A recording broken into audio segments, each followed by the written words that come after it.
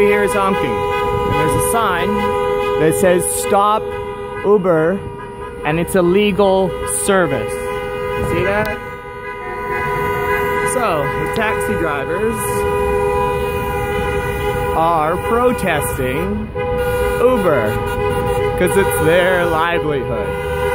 This all started way back up here at the front of the corner,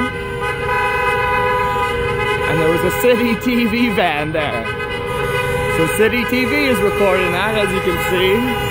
Right there, that's a video of that guy.